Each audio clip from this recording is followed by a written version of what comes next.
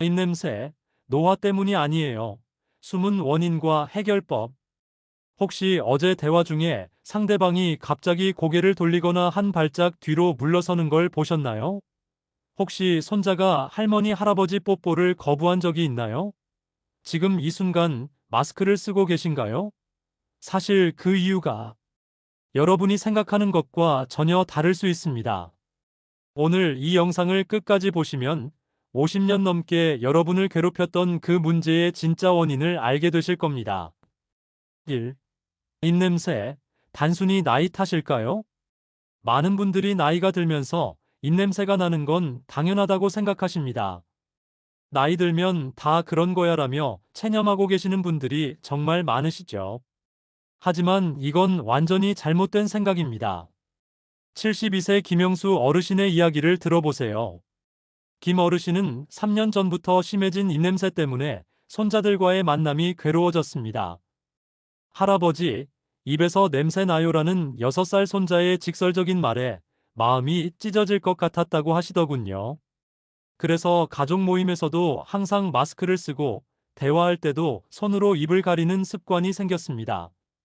김 어르신처럼 많은 시니어분들이 입냄새를 노화의 자연스러운 과정이라고 여기며 포기하고 계십니다. 하지만 정말 그럴까요? 사실 입냄새와 나이는 직접적인 관련이 없습니다. 다만 나이가 들면서 우리 몸에 일어나는 여러 변화들이 입냄새를 유발하는 환경을 만들어낼 뿐이죠. 침 분비량이 줄어들고 면역력이 약해지며 복용하는 약물이 늘어나고 구강 관리가 소홀해지는 것들이 복합적으로 작용하는 겁니다. 실제로 20대와 70대의 구강 내 세균 분포를 비교한 연구를 보면 나이 자체가 문제가 아니라 구강 환경의 변화가 핵심이라는 걸 알 수 있습니다. 젊은 나이에도 구강 관리를 제대로 하지 않으면 심한 입냄새가 나고 반대로 80세가 넘어도 적절한 관리를 하면 상쾌한 입냄새를 유지할 수 있다는 게 입증됐거든요. 68세 박순자 여사님의 경우를 보시죠. 박 여사님은 나이 들면 다 그런 거야라며 입냄새를 방치했다가 최근 치과 검진에서 잇몸 질환이 심각한 수준까지 진행된 걸 발견했습니다. 다행히 적극적인 치료와 관리로 3개월 만에 입냄새가 현저히 줄어들었고, 이제는 자신감을 되찾아 적극적으로 사회활동에 참여하고 계십니다. 여러분, 입냄새는 절대 나이 탓이 아닙니다. 숨겨진 진짜 원인들이 따로 있어요. 그 원인들을 하나하나 파헤쳐 보면서 여러분도 김영수 어르신이나 박순자 여사님처럼 다시 자신감 넘치는 일상을 되찾으실 수 있을 겁니다. 위산 역류와 구강 건조가 부르는 악취. 많은 시니어분들이 모르고 계시는 입냄새의 숨은 주범이 바로 위산 역류와 구강 건조입니다. 이 둘은 마치 악의적인 듀오처럼 함께 작용해서 지독한 입냄새를 만들어냅니다. 먼저 위산 역류부터 말씀드려 볼게요. 74세 이철호 어르신은 매일 아침 일어나면 입안에서 신맛과 함께 역한 냄새가 올라온다고 하셨습니다. 밤새 누워있는 동안 위산이 식도를 타고 올라와 구강까지 도달한 거죠. 이 위산은 pH 1.5에서 이 정도의 강산성을 띠는데 이게 구강 내 세균들에게는 최고의 먹이가 됩니다. 위산이 구강에 도달하면 어떤 일이 벌어질까요? 평소에는 중성에 가까운 구강 환경이 갑자기 산성으로 변하면서 혐기성 세균들이 급격히 번식하기 시작합니다. 이 세균들이 위산의 단백질 성분을 분해하면서 황화합물을 생성하는데 이것이 바로 그 역겨운 썩은 달걀 냄새의 정체입니다. 더 심각한 건 구강 건조증입니다. 65세 김미경 여사님은 고혈압약을 복용한 후부터 입이 계속 마르고 입냄새가 심해졌다고 하시더군요. 하루에 물을 2리터씩 마셔도 입안이 사막처럼 바짝바짝 마른다고 하시죠. 침의 역할을 제대로 아시나요? 침은 단순히 음식을 삼키기 쉽게 해주는 것만이 아닙니다. 침 속에는 리소자임, 락토페린, 면역글로불린 같은 천연 항균 물질들이 들어있어서 구강 내 세균의 성장을 억제하고 pH를 중성으로 유지시켜줍니다. 또한 음식 찌꺼기와 죽은 세포들을 씻어내는 자정작용도 담당하죠. 그런데 침 분비가 줄어들면 어떻게 될까요? 마치 강물이 마른 하천에 썩은 물고기가 쌓이듯이 구강 내에 세균과 음식 찌꺼기들이 축적되기 시작합니다. 평소 하루 1.5리터씩 분비되던 침이 절반 이하로 줄어들면 구강 내 세균수가 10배에서 100배까지 증가할 수 있어요. 특히 밤에 자는 동안이 가장 위험합니다. 잠들면 침 분비가 거의 멈추다시피 하는데 이때 세균들은 마치 파티를 벌이듯 활발하게 번식합니다. 아침에 일어났을 때 입안이 끈적하고 냄새가 나는 이유가 바로 이 때문이에요. 구강 건조의 원인은 다양합니다. 혈압약, 당뇨약, 항우울제, 수면제 등 시니어분들이 흔히 복용하는 약물들이 부작용으로 침샘 기능을 저하시킵니다. 또한 스트레스, 수분 부족, 호흡기 질환으로 인한 입호흡도 구강을 건조하게 만들죠. 59세 정말순 여사님은 갱년기 이후 호르몬 변화로 극심한 구강 건조를 겪으셨습니다. 물을 계속 마셔도 입안이 마르고 말을 할 때마다 혀가 입천장에 달라붙는 느낌이었다고 하시더군요. 그 결과 입냄새가 너무 심해져서 남편과의 대화조차 피하게 됐다고 합니다. 하지만 적절한 구강 보습제 사용과 생활습관 개선으로 6개월 만에 정상적인 침 분비를 되찾으셨어요. 위산 역류와 구강 건조, 이 두 가지가 만나면 정말 지독한 시너지를 발휘합니다. 마른 구강에 산성인 위산이 들어와 세균들의 천국을 만들어내는 거죠. 하지만 다행히 이 문제들은 충분히 해결 가능합니다. 3. 치석과 잇몸 염증이 입냄새의 주범. 이제 입냄새의 가장 큰 주범인 치석과 잇몸 염증에 대해 말씀드리겠습니다. 많은 분들이 치석을 단순히 치아에 끼는 때 정도로 생각하시는데 실제로는 수백만 마리의 세균이 집단으로 거주하는 거대한 세균 도시입니다. 67세 최광수 어르신의 충격적인 이야기를 들어보세요. 최 어르신은 20년간 제대로 된 치과 치료를 받지 않으셨습니다. 이가 아프지 않으니까 괜찮다고 생각하셨던 거죠. 그런데 며느리가 아버님 입에서 냄새가 너무 심해요라고 조심스럽게 말씀드린 후에야 치과를 찾으셨습니다. 치과에서 본 최 어르신의 구강 상태는 정말 심각했습니다. 잇몸과 치아 사이에 3에서 4mm 깊이의 주머니가 생겨 있었고 그 안에는 돌처럼 단단한 치석이 가득 차 있었어요. 치과 의사 선생님은 마치 하수구에 쌓인 슬러지 같다고 표현하셨을 정도였습니다. 치석이 무서운 이유는 단순히 딱딱하게 굳어진다는 게 아닙니다. 치석 1mg에는 약 1억 마리의 세균이 살고 있어요. 이 세균들은 우리가 먹는 음식물에 단백질을 분해하면서 황화수소, 메틸메르캅탄, 디메틸설파이드 같은 악취 물질들을 만들어냅니다. 이 냄새들은 썩은 달걀, 썩은 양배추, 썩은 생선 냄새와 같아서 정말 견디기 힘들죠. 더 끔찍한 건 잇몸 염증입니다. 염증이 생긴 잇몸에서는 고름과 피가 섞인 분비물이 나오는데 이것이 구강 내 세균들의 최고급 영양분이 됩니다. 마치 세균들에게 호화로운 뷔페를 차려주는 것과 같아요. 70세 한명숙 여사님은 양치할 때마다 피가 나는 걸 대수롭지 않게 여기셨습니다. 나이 들면 잇몸에서 피 나는 게 당연하지라고 생각하셨던 거죠. 하지만 사실 이 출혈은 잇몸 조직이 세균 감염으로 괴사되고 있다는 신호였습니다. 염증이 진행되면서 잇몸 주변에서는 계속해서 독성 가스들이 발생했고 이것이 극심한 입냄새의 원인이었어요. 잇몸 염증의 진행 단계를 자세히 살펴보면 정말 무서워집니다. 초기에는 잇몸이 빨갛게 붓고 양치할 때 피가 조금 나는 정도입니다. 하지만 방치하면 잇몸과 치아 사이에 주머니가 깊어지면서 그 안에 고름이 고이기 시작해요. 이 고름에서 나오는 냄새는 상상을 초월합니다. 실제로 중증 치주염 환자의 구강에서 나오는 휘발성 황화합물의 농도를 측정해보면 정상인의 10배에서 20배에 달한다고 합니다. 이 정도면 대화 상대방이 1m 떨어져 있어도 냄새를 맡을 수 있을 정도죠. 더욱 심각한 건 이런 염증이 전신 건강에도 영향을 준다는 사실입니다. 잇몸의 염증성 물질들이 혈관을 타고 온몸으로 퍼져나가면서 심혈관 질환, 당뇨병 악화, 뇌졸중 위험을 높인다는 연구 결과들이 계속 나오고 있어요.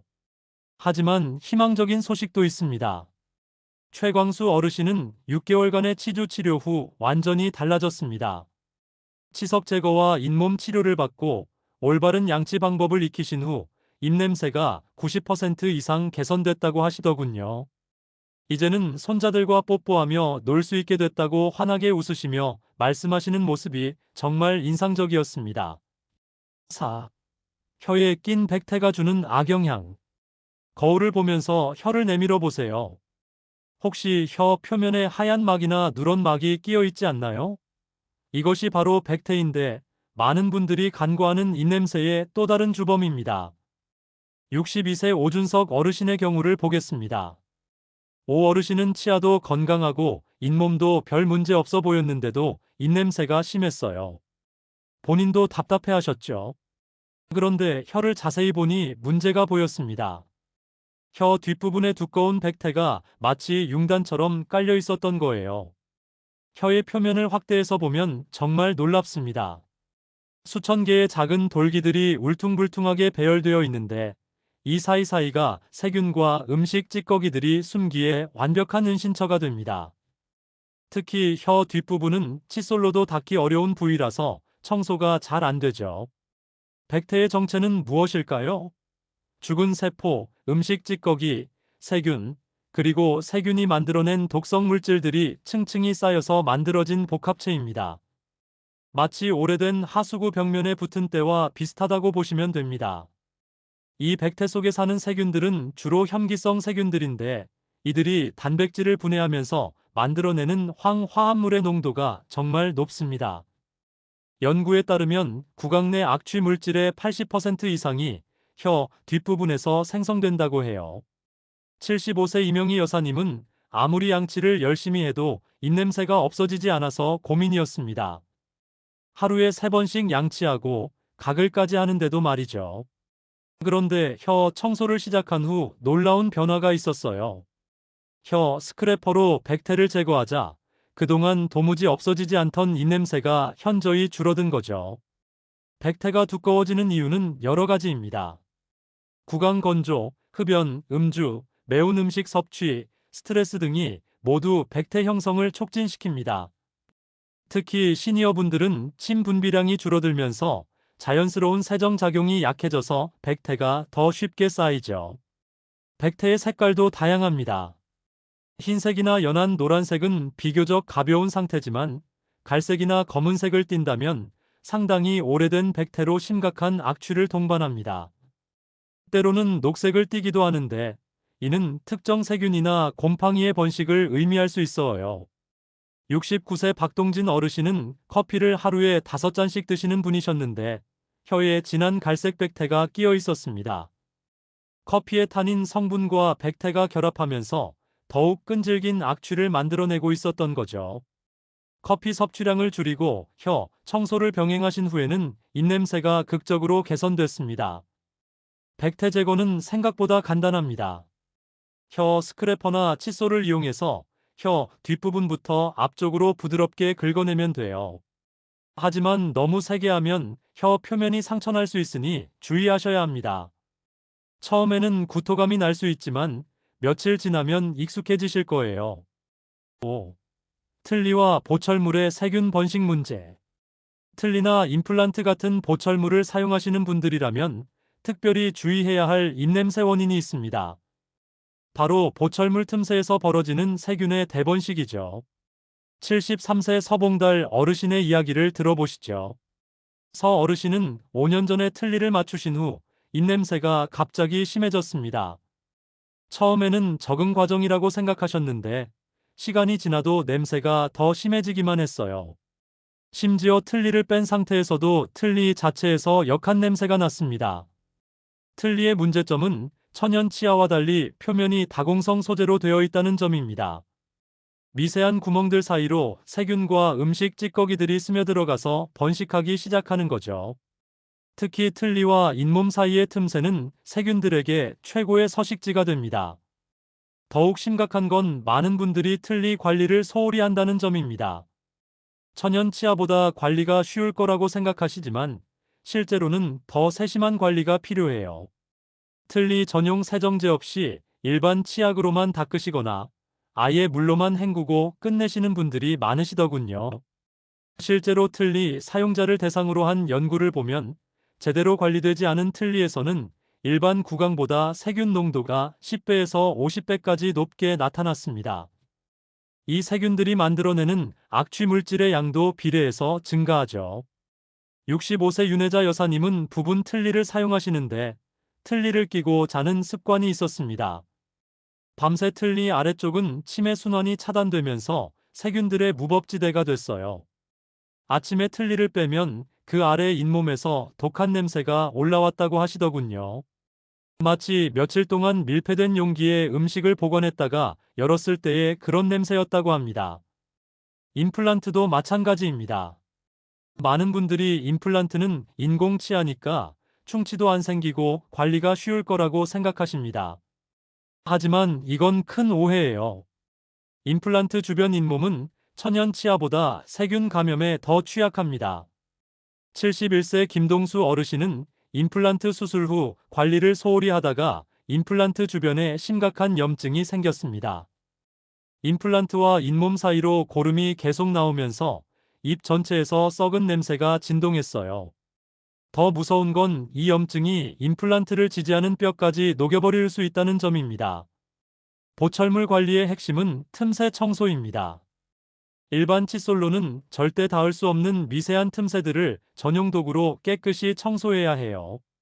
치간 칫솔, 워터픽, 틀니, 전용 세정제 등을 적절히 활용해야 합니다. 67세 박정희 여사님은 틀니 관리법을 제대로 배운 후 완전히 달라졌습니다. 매일 밤 틀니를 빼서 전용 세정제에 담가두고 아침에는 틀니용 칫솔로 구석구석 닦아주시죠. 또한 틀니를 끼기 전에 잇몸도 부드러운 칫솔로 마사지해 주십니다. 이런 관리를 시작한 지 한 달 만에 입냄새가 거의 사라졌고 이제는 자신감 있게 사람들과 대화하실 수 있게 됐어요. 보철물 사용자라면 반드시 기억하세요. 천연 치아보다 더 세심한 관리가 필요하다는 점을요. 하지만 올바른 방법만 안다면 충분히 관리 가능합니다. 6. 음식과 입냄새의 관계. 우리가 매일 먹는 음식이 입냄새에 미치는 영향은 상상 이상입니다. 특히 시니어분들이 즐겨 드시는 몇 가지 음식들이 입냄새에 숨은 주범인 경우가 많아요. 먼저 마늘과 양파 이야기부터 해보겠습니다. 78세 조영철 어르신은 건강을 위해 매일 마늘을 생으로 드셨습니다. 하지만 마늘의 황화합물인 알리신은 소화 과정에서 흡수되어 혈액을 타고 폐로 이동한 후 숨을 통해 다시 배출됩니다. 그래서 마늘을 먹고 하루가 지나도 입냄새가 계속 나는 거예요. 더 심각한 건 단백질이 풍부한 음식들입니다. 고기, 생선, 계란, 유제품 등을 드신 후 구강 내에 남은 단백질 찌꺼기들은 세균들의 최고급 영양분이 됩니다. 특히 시니어분들은 씹는 힘이 약해져서 음식물이 치아 사이나 잇몸 틈에 끼기 쉽죠. 69세 문순떡 여사님은 해산물을 특히 좋아하셨는데 생선이나 새우를 드신 후에는 항상 입냄새가 심해졌습니다. 생선의 트리메티라민이라는 성분이 구강 내 세균에 의해 분해되면서 비린내가 더욱 강해지는 거였어요. 커피도 마찬가지입니다. 많은 시니어분들이 하루에 여러 잔의 커피를 드시는데 커피의 카페인은 침 분비를 억제합니다. 게다가 커피의 산성 성분은 구강 내 pH를 낮춰서 악취 세균들이 번식하기 좋은 환경을 만들어주죠. 설탕이나 크림을 넣으면 상황은 더욱 악화됩니다. 72세 장기철 어르신은 당뇨 관리를 위해 단백질 위주의 식사를 하셨는데 탄수화물을 극도로 제한하다 보니 몸이 케토시스 상태에 들어갔습니다. 이때 생성되는 케톤체가 숨을 통해 배출되면서 달콤하면서도 시큼한 특유의 냄새가 났어요. 본인은 건강해지고 있다고 생각했지만 주변 사람들은 견디기 어려워했죠. 알코올도 큰 문제입니다.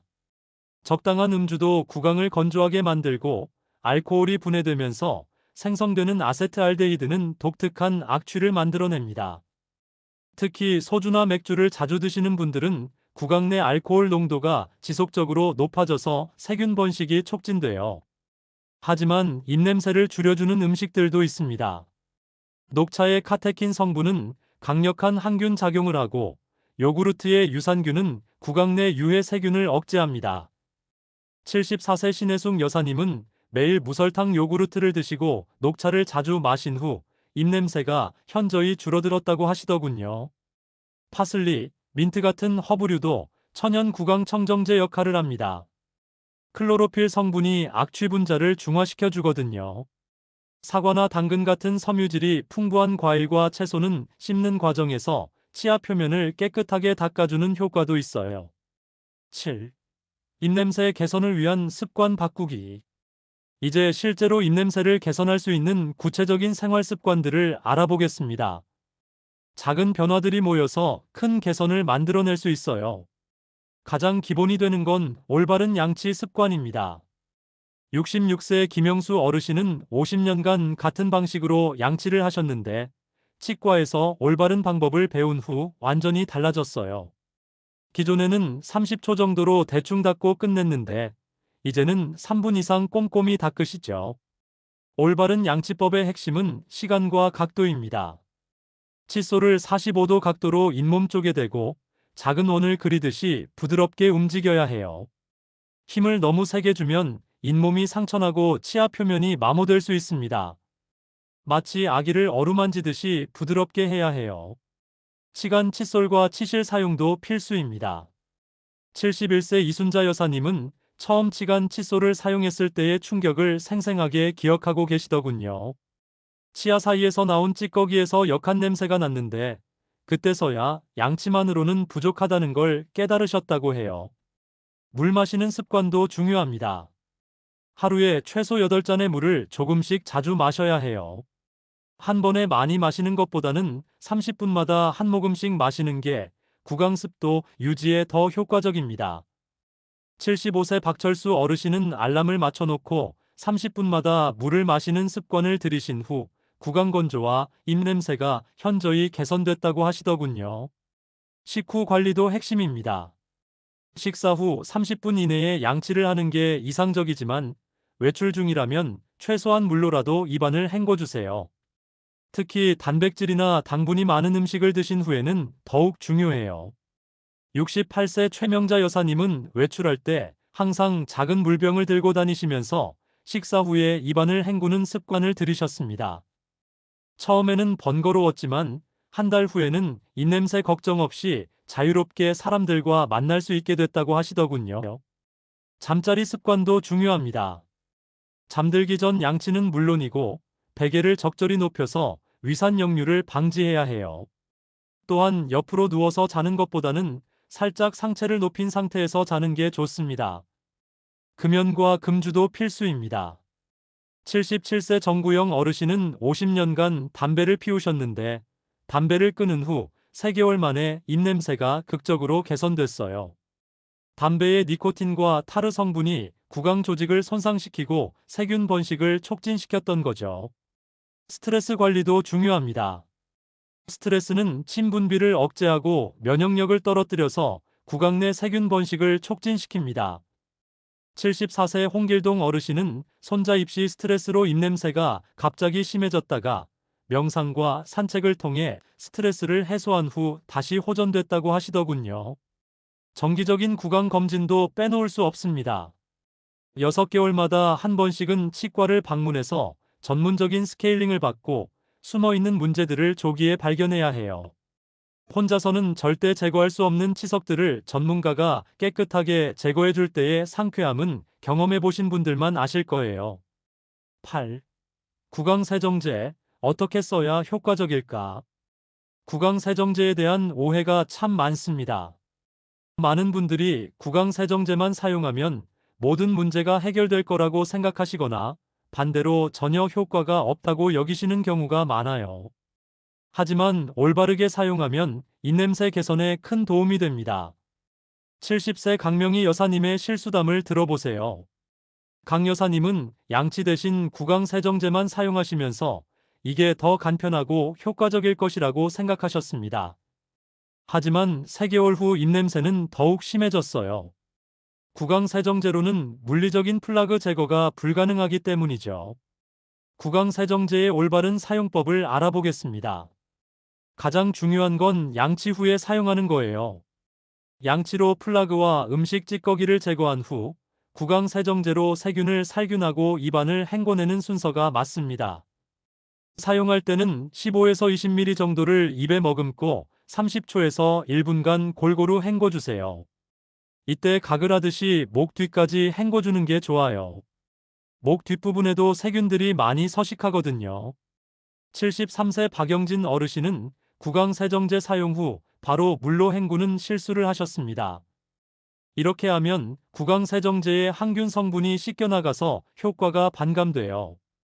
구강세정제 사용 후에는 최소 30분간은 물을 마시거나 음식을 드시지 않는 게 좋습니다. 알코올이 들어간 구강세정제와 무알코올 제품 중 어떤 걸 선택해야 할까요? 알코올 성분은 강력한 살균 효과가 있지만 동시에 구강을 더욱 건조하게 만들 수 있어요. 특히 구강 건조증이 있으신 분들은 무알코올 제품을 선택하시는 게 좋습니다. 65세 송미영 여사님은 알코올 성분의 구강세정제를 사용한 후 오히려 입냄새가 심해졌어요. 알코올로 인한 구강 건조가 더 심해지면서 세균 번식이 오히려 촉진된 거였죠. 무알코올 제품으로 바꾼 후에는 문제가 해결됐습니다. 천연 구강세정제도 좋은 선택입니다. 소금물, 베이킹소다, 물, 녹차 우린 물 등을 활용할 수 있어요. 특히 베이킹소다는 구강 내 pH를 중성화시켜주는 효과가 뛰어납니다. 79세 임종국 어르신은 경제적 부담 때문에 시판 구강세정제 대신 소금물을 사용하기 시작했는데 의외로 효과가 좋았다고 하시더군요. 미지근한 물 한 컵에 소금 반 티스푼을 넣어서 만든 소금물로 하루 3번 가글하신 결과 잇몸 염증도 줄고 입냄새도 개선됐어요. 하지만 주의할 점도 있습니다. 구강세정제를 너무 자주 사용하면 구강 내 유익한 세균까지 모두 죽여버려서 오히려 해로울 수 있어요. 하루 2에서 3회 정도가 적당합니다. 또한 구강세정제에만 의존해서는 안 됩니다. 기본적인 양치와 치간 청소가 전제되어야 구강세정제의 효과를 제대로 볼 수 있어요. 67세 유명한 어르신은 이 점을 깨닫고 체계적인 구강관리 루틴을 만드셨습니다. 양치, 치간, 칫솔, 혀, 청소 구강세정제 순서로 매일 실천하신 결과 6개월 만에 완전히 새로운 구강 환경을 만드셨어요. 9. 구취가 심하면 꼭 병원 진료를 받아야. 어떤 입냄새는 단순한 구강 문제가 아니라 심각한 질병의 신호일 수 있습니다. 특히 시니어분들은 여러 질환에 노출되기 쉬우므로 입냄새의 양상을 주의 깊게 살펴보셔야 해요. 74세 정수만 어르신의 무서운 경험담을 들어보세요. 정 어르신은 몇 달 전부터 달콤하면서도 썩은 과일 같은 특이한 입냄새가 나기 시작했습니다. 처음에는 구강 문제려니 생각하고 열심히 양치만 하셨어요. 하지만 냄새는 점점 더 심해졌고 결국 건강검진에서 당뇨병이 발견됐습니다. 혈당 조절이 안 되면서 케톤산증이 온 거였어요. 당뇨병 환자의 입냄새는 정말 독특합니다. 아세톤이나 썩은 과일 냄새가 나는데 이는 혈당이 극도로 높아져서 몸이 지방을 연료로 사용하기 시작할 때 나타나는 현상이에요.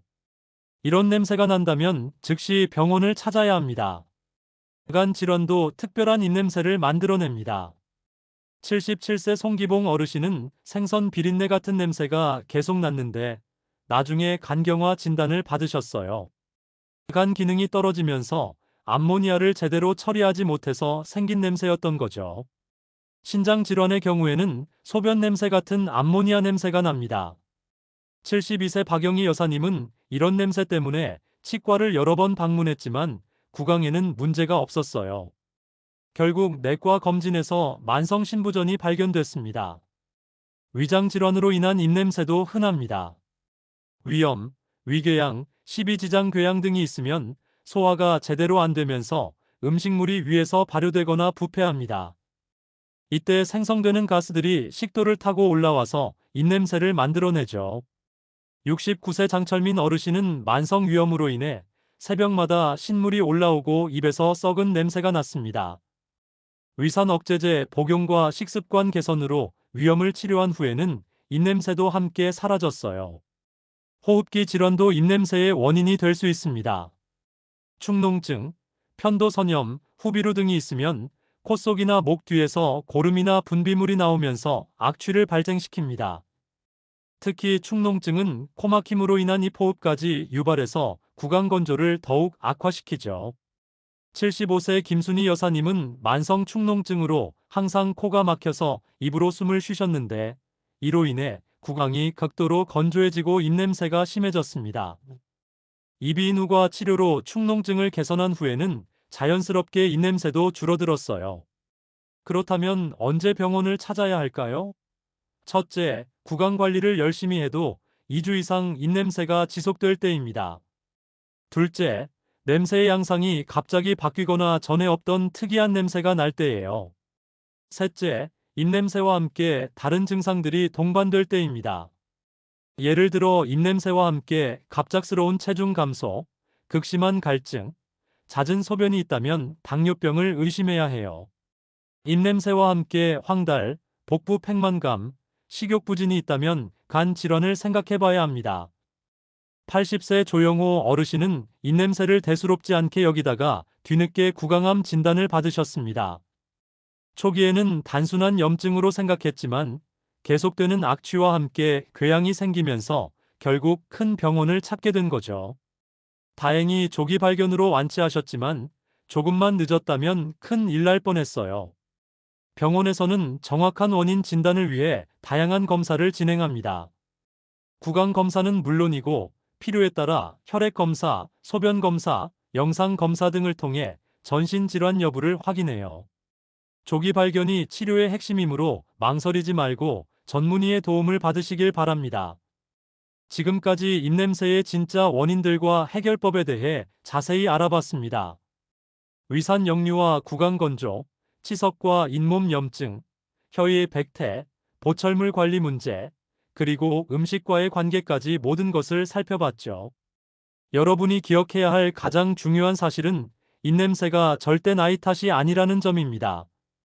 모든 문제에는 분명한 원인이 있고 그 원인을 찾아서 해결하면 언제든지 개선이 가능해요. 김영수 어르신, 박순자 여사님, 최강수 어르신처럼 많은 분들이 올바른 관리와 치료를 통해 다시 자신감을 되찾으셨습니다. 이제는 손자들과 자유롭게 뽀뽀하고 마스크 없이도 당당하게 사람들과 대화하고 계시죠. 작은 변화부터 시작해 보세요. 올바른 양치법 익히기, 충분한 수분 섭취, 정기적인 혀, 청소, 그리고 3개월에 한 번씩은 치과 검진 받기. 이런 작은 습관들이 모여서 여러분의 삶의 질을 완전히 바꿔놓을 겁니다. 무엇보다 중요한 건 포기하지 않는 마음입니다.